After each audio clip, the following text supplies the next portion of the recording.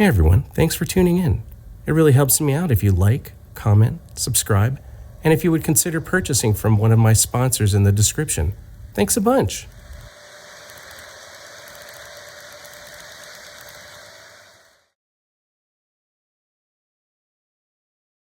Today's episode is brought to you by Petsistence First Aid Kits. If you're like me, you love your pet. You take them with you if you can. You certainly care for them a ton at home. But just remember that no matter where you are your pet's first responder. Like it or not, you are your pet's first line of care and perhaps only line of care. They depend on you to make sure that they stay happy and healthy, and the people at Petsistence have made sure to create a product that will help you do just that. With the help of veterinarians, the Petsistence First Aid Kit is a 60-plus piece first aid kit that comes in this handy carrying case. It's a soft carrying case that is meant to be as light as possible. The entire thing fits easily in your car or in any kind of suitcase you're going to use during your travels. The kit contains many bandages and wraps of all sizes for your pet, and it also contains things such as cleaning solution, Q-tips, combs, lancets, and a dog whistle. Here's a list of all the things included with the kit, and hopefully you will find it useful as I have. Remember, Petsistence for the first line of defense for your pet.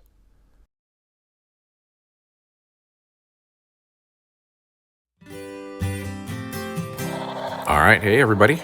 Just before I start this review of the Blue Goose, I want to go just through what's happened with the Cincinnatian. I decided to go ahead and call it a defective because it is defective and send it back. So I did that, didn't think there would be a problem. But, one of the videos I'm going to produce one of these days is how I've noticed after getting back into this hobby that after sale customer support in this hobby is terrible. Absolutely terrible. And I don't know what the solution to that is.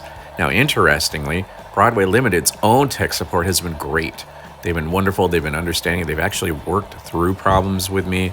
They've read what I've sent them, and they said, well, maybe this is it. And they've kind of made it at least a semi-cooperative effort. Well, after sending this back, I got a call, and I'm not going to say who called me, but basically who called me said, hey, I've got your locomotive here, and I need to know why you sent it back. I'm like, well, that's in the report. And I said that the contacts aren't basically very good and they will interrupt power intermittently. He's like, well, I've got this on the track right now and it's running fine.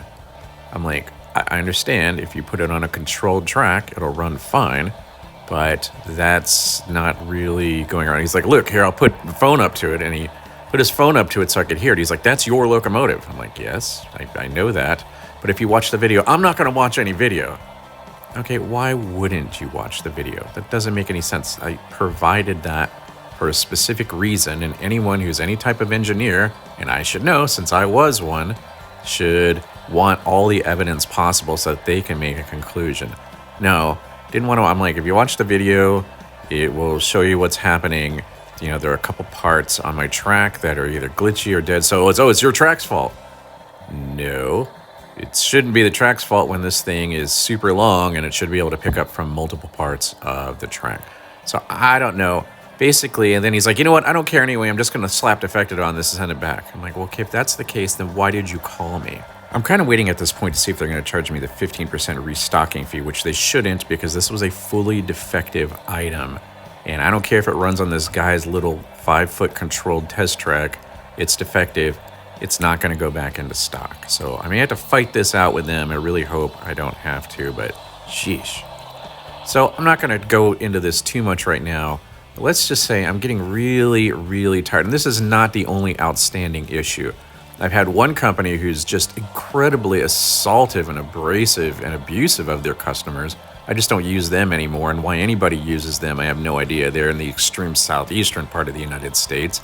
And I have another one that's in the Southwest who are very good people, but I think I have 6 returns back to them right now. And they're like, oh yeah, we got it. But they'll let it sit there for like 6 months and they won't do anything about it. So I don't want to spend too long on this. I want to get into the review of the Blue Goose. But I'm just curious. I can't be the only one having these types of problems. So anyway, thanks for listening to me. And now on with the Blue Goose review. I have to admit, when I saw that they announced this Blue Goose, I was a little bit surprised, especially given all the other locomotives I know that people want out there. And I'm not going to make any business decisions for them, but my thought was, did this many people really want the Blue Goose? Did really this many people request it? But it makes some sense. It hasn't really been done except in a couple of brass instances, and of course there's the River Rossi, but maybe it was a good model come out at the time. Well, here is mine. I just got it. It's all brand spanking new. Let's go ahead and pull it out of here. We'll pull out the little document cubby. And if you're unused to the Paragon 3 and Paragon 4 series, which are pretty much the same, you get this nice little document. I'll give Broadway Limited credit. They do have pretty decent documentation, actually. So here is a list of all of the functions, but actually they're not 100% correct. It's kind of strange. This is a standard booklet they give out with all their Paragon 4, and it hasn't really changed much from Paragon 3. But it's better idea to actually look at the functions list than to look at this booklet if you want to find out what your locomotive actually does. But there are some things that are important in there, and here's the actual function list. Although it's kind of confusing because there's the quote-unquote pro side and the standard side. So you have to decide which side, but I generally leave it on the standard side. And one thing I noticed that was different about this one is F20 is for the tender light. So that's good to know. It's good to look at each one of these. Even though they look similar, they are often not similar. And this tender light one is the big difference here from what I can tell. So let's pull her on out. You got a funnel, so you know there's a smoke unit, and you get extra traction tires. And I had someone ask me on the last one, are traction tires standard? Yes, they're standard. Those should be installed. And oh, by the way, this piece, which was on my Cincinnati, and I finally looked it up. It goes on the left-hand side up in front of the front cylinder, and apparently it's some sort of a speed detection device. It goes by a sensor, and it can tell how fast the train's moving. That ain't going on for sure. All right, here's the thing itself. It's brass hybrid, has a die-cast chassis with a brass shell, and they do a great job. There's no doubt that the optics of these things are wonderful. Look at that, the robin's egg blue, the alternate blue, and I believe that's supposed to be an aluminum style color. Very, very handsome, no doubt about it. It has the white-walled section of the main drivers there, turning around front. Very, very nice. So can you say, let me put this down here and we can go over it in a little bit more detail. All right, let's do that. Now, I'm not a huge ATSF guy. I'm not really a big Blue Goose guy. I just like the way it looks. I like streamlined locomotives, but from what everyone tells me is this is an extremely accurate model, particularly not this one.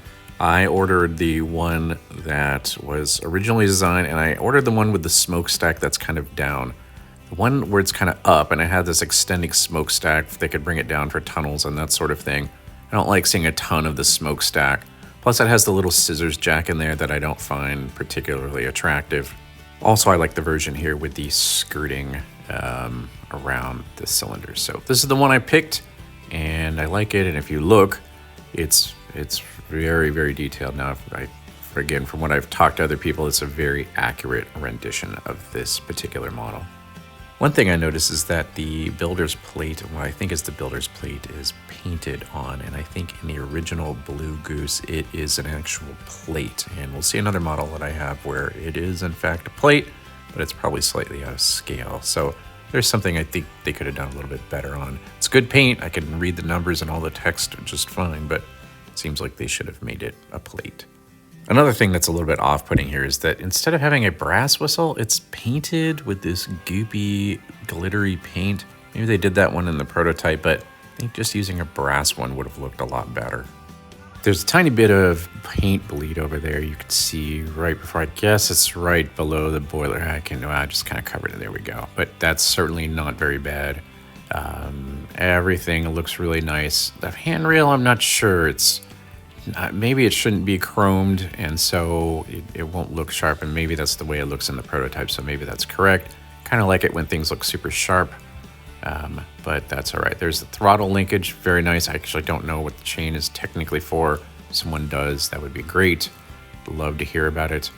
I don't know if that's some sort of a cap or something. On top, you can see that there are 2 roof vents, but these vents are not openable. And I think, what is it? There's like a automatic speed control or automatic emergency braking vents or something like that up there. They all look pretty good. Everything looks nice. There's a window shade. Glazing, of course, is installed. So very nice in this department. If you look, the aluminized paint, I think looks really sharp, really nice. I love that effect. Beyond that, I'm not really a big prototype guy. I don't sit there and nitpick every detail, so I'm just giving you a walk around so you can decide whether this thing works for you or not. But from what I've seen of drawings, this seems to be pretty darn close to the real thing. Unlike the Cincinnati, this one actually does have painted cab details, so I really appreciate that. In fact, it looks pretty nice. Again, I've not seen a picture of the cab interior of the real one, so you can tell me or not whether this works for you. And of course, like most BLI locomotives, it has the guys sitting in it, which is something I always appreciate. Okay, back to the tender now. It's oil. This is an oil-fired locomotive. It was never coal from what I can tell, and the theme continues through. Look very nice. The lines match up well. Nice gangplank there between the two. All of the handrails, again, none of them are chromed, but maybe that's what prototypers like, so I'm not going to criticize it. If I had the choice, I like them when they're really shiny and clean, maybe on Mad Max Fury Road in that way, but it doesn't have to be that way. All right, here's the back. Again, very crisp, clean paint. That light, by the way, does not come on automatically. You have to hit F20 to do it, but perhaps in expert mode, you could actually, if I had my choice, I would actually turn it on the whole time it was running forward. So I like it that way. As you can see, it has the air hoses here, and it does have the steam hookup, which actually kind of matches up with some of the other cars I have. Although for some reason, those steam hookup things seem to come off really quickly. All throughout, you could see the brass riveting. Those kinds of things are why people want brass, right? Just the ability to have those kinds of details. All of the little things here, I think I'll give you a better look at the rear truck here than I did the first time around. And again, you can decide if this is prototypical enough for you. I don't know. I don't know why I find the rear truck just a little bit lacking, but that's all right. Again, from my 3-foot rule, it won't matter. Some of the running gear are geared for you. And again, I don't know what a lot of chains on this side too. I'm not sure what that's all about. What's interesting about this model is, like I said, it has been made before, but what's strange is I've never seen so many people so adamant about a model like this one. And one of the most popular ones in the past is the Hallmark made Blue Goose.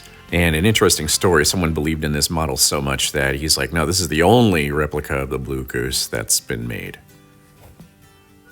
And somebody immediately brought up the fact that, hey, Rivarossi made one of these. And then this other person went into about 25,000 reason rant about why that actually isn't a Blue Goose. Well, I've actually owned it, and mine was actually new old stock. And he's right, it misses the mark in a lot of ways.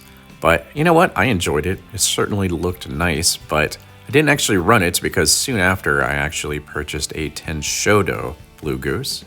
And as an aside, this is probably another video I'm going to make about how a lot of people are way too pedantic in this hobby. But his reply was, yes, I'm well aware of the Tenshodo version, but I didn't mention it due to its numerous inaccuracies.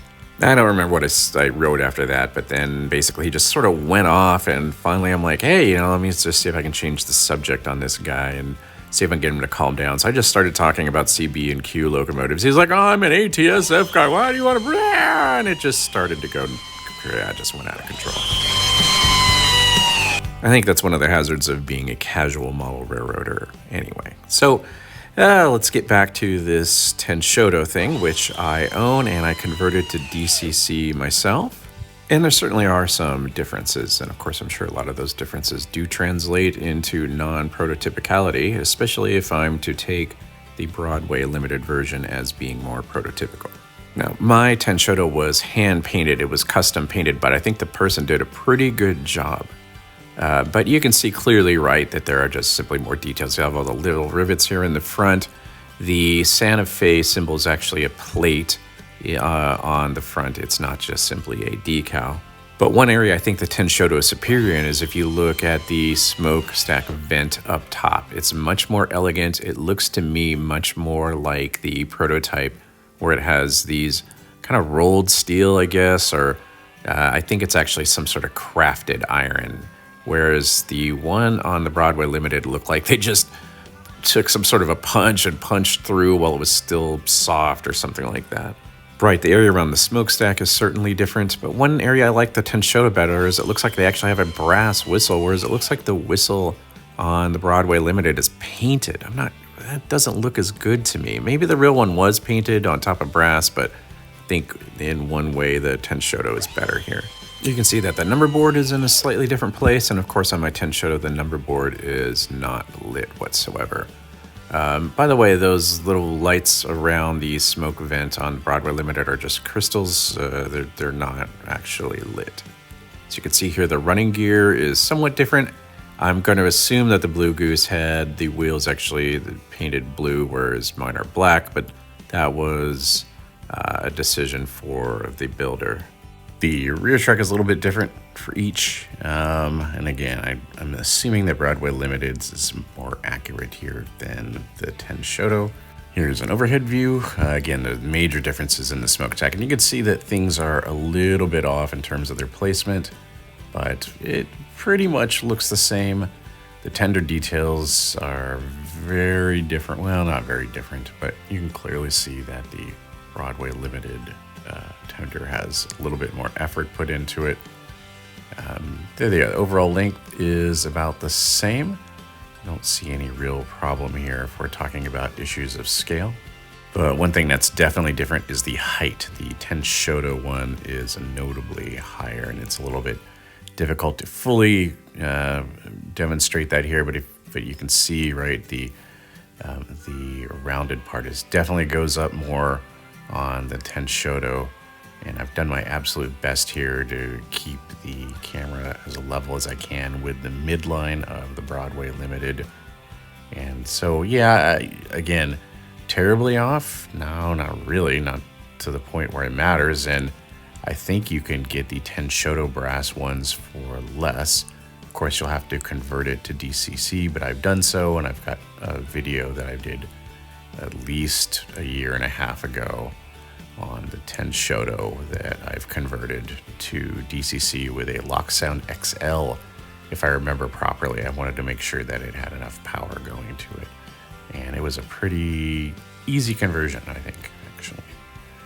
Okay, so here we go. Everything's a little bit different. The shrouding over the cylinders is a little bit different, but it's not that far off. So you'll have to decide if it's really a big enough deal for you. All these, what at least I think are somewhat minor. And again, I'm not a person who obsesses over these small details. If it pretty much looks like a particular steam engine and there are no super and hyper obvious differences, then that's generally good enough for me. But again, one thing I do like about the Tenshoto a lot better is the vents here in front. I think they've done a much better job.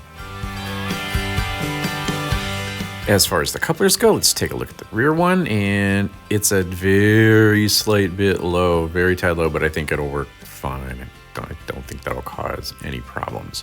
Let's take a look at the front one. Front one does not couple well. In fact, it doesn't even try to grab on, so not too sure what you're going to do about that if you want to double head the Blue Goose, but obviously the front coupler is way off, so think about that. As per usual, Broadway Limited is not known for their low speed control. This is straight out of the box. I didn't try to mess with the decoder at all. If you want to do that, you may have better luck, but this is the low speed crawl. It's within what I would consider an acceptable range, but if you're into really, really low speed crawls, then obviously this isn't for you. And I've known some people who like those, and one of the first things they do is they replace the decoder with a lock sound, usually, because lock sound seems to be somewhat better at slower speed crawls, but you can also get Tsunami to get down there also. But if that's really important to you, then it's something to think about, I suppose. Like I said, this is usually good enough for me. Yeah, it's certainly better than some steam engine models I have. I'm looking at UMTH, which really doesn't seem to have a very good crawl at all. So these are pretty big drivers, so I have a little bit of forgiveness there since you have a little bit more gearing built into these. So there you go. Leave it up to you whether this will work for you or not. One of the big features of Paragon 4 is having a built-in capacitor, and this one certainly does, and it lasts for just right around 2 seconds. The built-in capacitor does not hold onto the light or the smoke unit, and I think that's actually a really big mistake, and I'll talk about that in a little bit here. As for the smoke unit, mine started up right out of the box, no problems whatsoever, and it is the typical same blown Broadway Limited smoke unit that is in pretty much every other locomotive, so it is a little bit of a crapshoot, although thus far I've had 3 locomotives from Broadway Limited that haven't had problems. But since this is a brass shell, it won't melt down like the plastic ones. All right, let me go through the initial prep here. The first thing I always do is I make it so that you have to purposefully turn the smoke unit on. And normally it's on by default. You have to hit F7 to turn it off. I flip it so that you have to turn it on purposefully, and that's done by setting CV246, you turn bit 7 off. If you're interested in setting your CV values to the locomotive address, which is 3460, then CV17 will be 205, 18 will be 132, and you can set CV29 to either 34 or 38, depending on your liking. I like to turn off DC analog, so I set mine to 34. So let's just go ahead and write those values in. There we go, 17's in. Write this one in, and there we go, and I did 29 already. Okay, let's go ahead and take a listen to the sounds. I will let you know which one you're hearing as we go through it.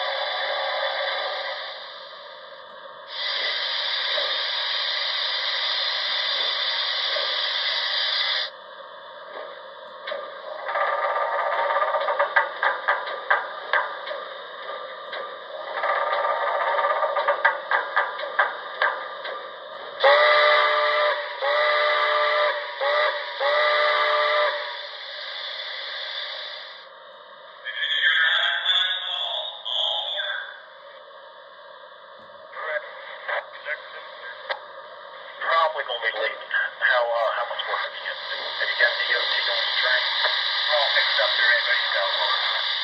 Yeah, it all depends on whether or not I can get the switch lined up. Call back to your train. Your signal comes to you, take it. That's right. They're trying to let you know something about that broken rail in the yard there. Over. I say, what you think on check? This hole is broken.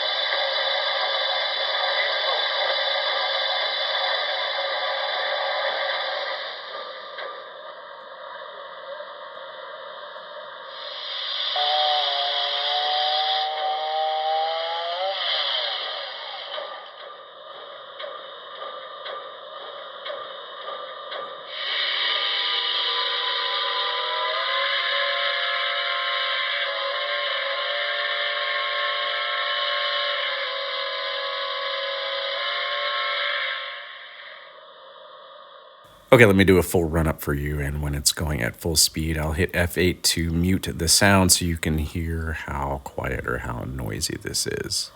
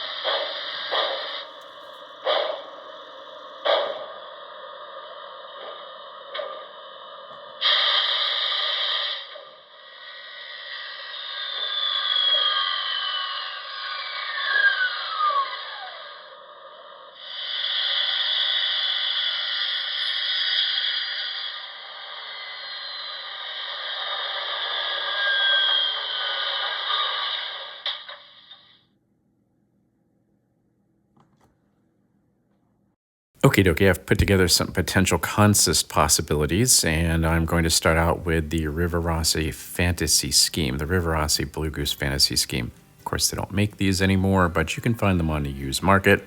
I don't know how much they're going for.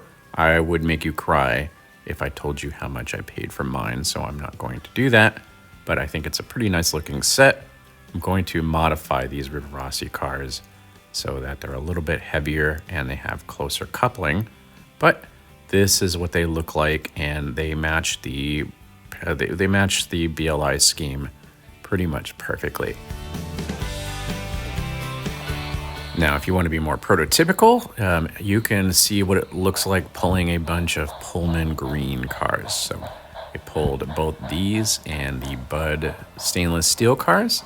I don't have any Santa Fe in either, but I'll do the best I can. So here's a group of New Haven cars running together. You can see if this will work for you or not.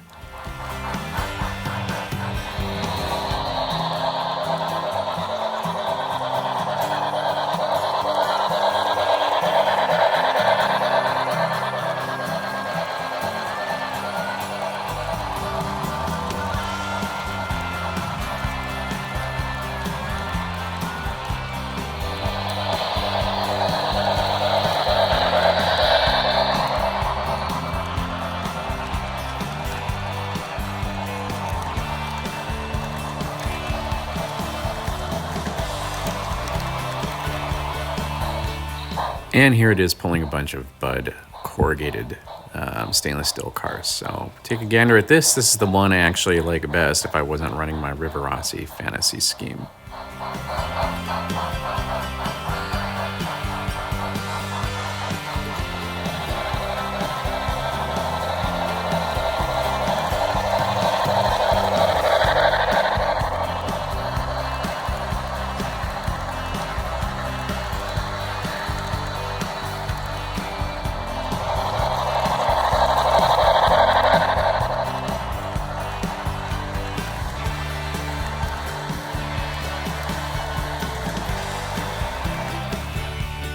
Okay, so the one thing I think a lot of you want to know is, does this one suffer from the same pickup problem? The one that the tech guy said didn't exist because it worked on his 5-foot controlled track, but it didn't work on mine. Does that problem exist? And for the eagle-eyed amongst you, you would have already seen that yes, in fact, it does. Apparently the lights in the smoke unit are actually relayed into the main controller, so the capacitor does not hold them up. And there you can see the light flickering every time it goes over one by unpowered points, or when it goes through a section of track it doesn't particularly like. So the problem still exists in this one, but it's not nearly as bad as the Cincinnatian, but in fact does exist. And I think it points to a fundamental flaw in this particular locomotive's design. So let me show you those flickers again in slow motion. It's really obnoxious, and there just should be no reason that in a modern locomotive we have this. Now you may be thinking to yourself, what's the big deal? It's a couple flickers, that's what the capacitor's for. Actually, it is a big deal because number one, they shouldn't have designed this so that it loses power this easily. And number two, what happens is eventually, after you get these flickers, the lights and smoke unit does not come back on until you dump the entire track, wait about 10 seconds, and bring it back online. In general, Broadway Limited steam locomotives do not have very good driver wheel pickups. In fact, Paragon 3 was just riddled with these things, and the worst of all were those specifics that they had. One was so bad, it was even worse than the Cincinnatian. It just refused to pick up power from anywhere, and finally I sent it back as a defective. But frankly, every single one I have is bad, and I had to install a Go pack. Even the K4 that I just acquired not too long ago also needed a Go pack. So it's almost always the driving wheels, and I set out to kind of prove what was happening here by doing some pretty simple tests. And here's what I found. Okay, so here's what's happening. The rear truck picks up the engineer's side only, but only the outer two wheels do. The front two trucks pick up the fireman's or conductor's side, but nothing else on the tender. On the front part of this, the actual steam locomotive part, only the front two driving wheels pick up anything, and therein lies the problem. But the issue is that the front two wheels are not picking up reliably, and particularly on the engineer's side, but I think it actually might be worse in some cases. So that's what the problem is, and I'm pretty sure I can simulate that for you.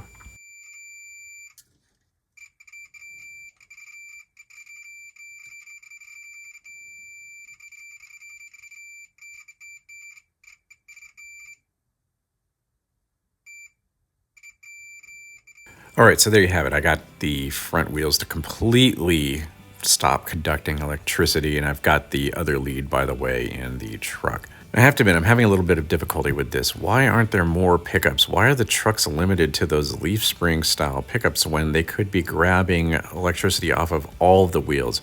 The center two wheels of the trucks don't even pick up. So this is really frustrating. So now I'm in a bit of a conundrum. What do? Well, do I call this in as defective and just return it? It is, in fact, defective, just like the Cincinnatian. Do I pull warranty service on it? That's something I've done in the past. I've done it a lot. These guys are getting to know me well, but to their credit, these guys have been pretty good. But my guess is there are going to be a lot of people. In fact, I've already seen other reviews and read other people having this exact problem. Maybe do I fix this myself, pull it apart, fix it myself, and film it while I'm doing it so that y'all can see what the problem is? If I do that, there's a really good chance that I'll void my warranty, especially when I put it online and show everybody that, in fact, I am pulling this thing apart to solve this problem. And I guess I could always upgrade it myself and put in more pickups, which is something that I think would be relatively easy to do. But again, it may go ahead and dump the warranty service.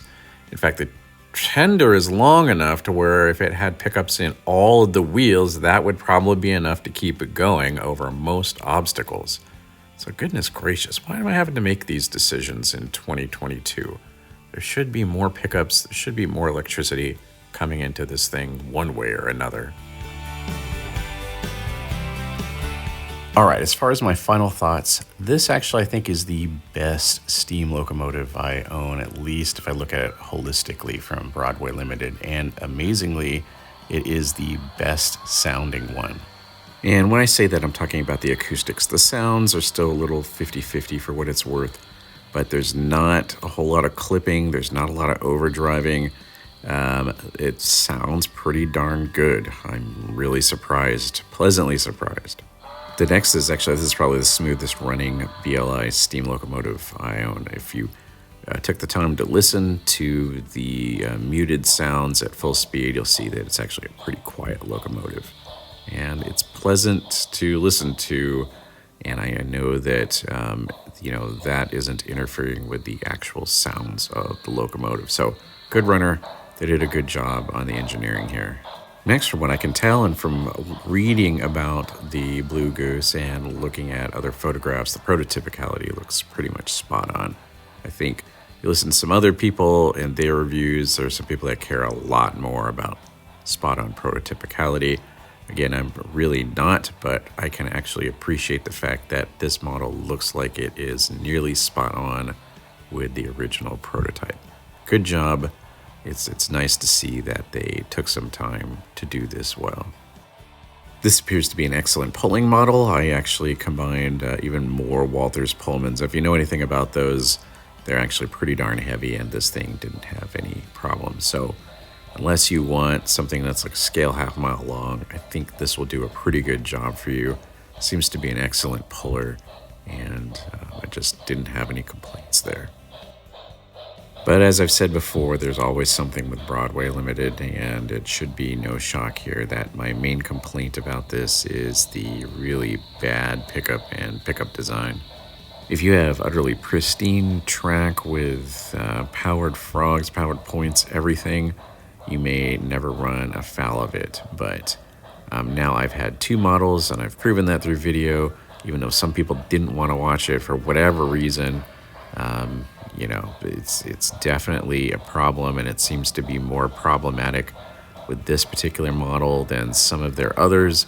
This is really more reminiscent of one of their Proto 3 models, like the Pacifics. And again, I'm going to have to kind of scratch my head and chin to figure out what I want to do about it here, because there are no guarantees. It just may be a flaw that is endemic to the way they build these things, so sending it back for repair may not help whatsoever. And I might go ahead and write them and tell them what my thoughts are on this and see if maybe there's something they can do about it. And these bad pickups are made even worse by the fact that they chose, for whatever reason, to put the lights and the smoke on a separate circuit. I assume there's a relay in there, and when you turn those on, the relay kicks on. But because they didn't hook that up to the capacitor, eventually, if you have some bad track and the power keeps cutting out, then those things will just dump, and you won't get them back until you turn the whole track off, or at least you pull power to it somehow. You may lift it up in the air, or if you're lucky enough to have a layout, you can cut power to a section, you can do that. But either way, it'll have to be dumped for about 5 at least to probably 10 or more seconds, so that you can get those functions back.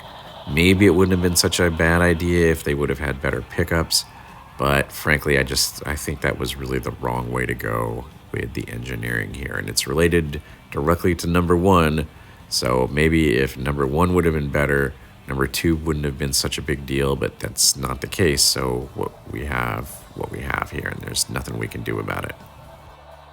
Okay, hey, there you go. I'd really like to know what you think about this. Put it down the mod. I've seen a lot of feedback. People are saying that this is a home run. Again, I think with these bad pickups, I don't think there can be a home run here. Maybe it's kind of a stand-up double or something like that. Maybe even a sliding triple on an error, something like that. But it is certainly probably, particularly if you're really into prototypicality, I can see how this would really work for you. So, what do you think I should do about this? Were you kind of surprised that this was having these pickup problems? And, I'd just love to hear your comments on it, or at least read them down below. At a minimum, if you could I'd really appreciate it. And a little bit more, if you could subscribe, that would really help me too. Also, I'm very curious, what consist are you going to run with this? I hoped, if you're just getting this and you didn't have any cars, that I helped you make that decision there. Please let me know. I have to admit, I like this one the best, but it's a very close second. I like the stainless steel cars. I think both work very well with this. So, alrighty. Until next time, I hope you have happy model railroading. Take care. Stay safe. I'll look for you next time. See you.